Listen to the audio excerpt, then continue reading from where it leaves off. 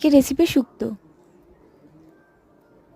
কিন্তু ঠিক শুক্তো না, শুক্তো ডাললাই বলা যেতে পারে।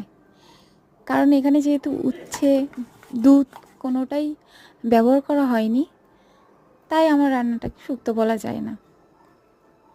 কিন্তু শুক্তো ডালনা বলা যেতেই পারে, কারণ শুক্তোতে যা যা মশলা ব্যবহার করা হয় সব কিছু এই রেসিপিতে ব্যবহার করা হয়েছে।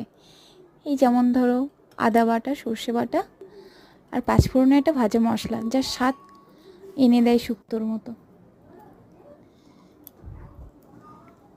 অনেকেই আছে যারা তিতো খেতে ভালোবাসো না অতটা, তারা হয়তো শুক্তো এই জন্য খাও না কারণ ওতে তিতো থাকে, ওই জন্য।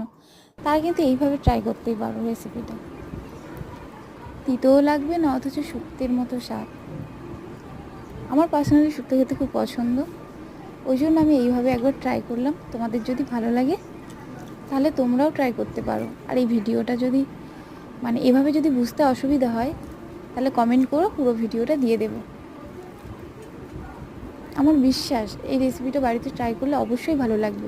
যারা বিশেষ করে মাছ মাংস খেতে অতটা পছন্দ করো না, তাদের কাছে তো জাস্ট দারুণ। আমারও পার্সোনালি এই গরমের সময় এই ধরনের রান্নাগুলো খুব পছন্দ।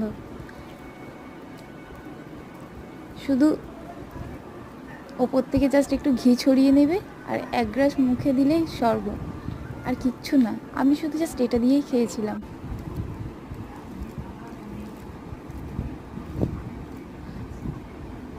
তাহলে আমার রেসিপিটা কেমন লাগলো অবশ্যই জানিও। আর তোমরা দুপুরবেলা কে কী দিয়ে লাঞ্চ করেছো সেটাও কিন্তু বলতে ভুলবে না। আমি তো ভীষণ তৃপ্তি পেয়েছি। তাহলে আজকের মতো টাটা, তোমরা সবাই সুস্থ থেকো।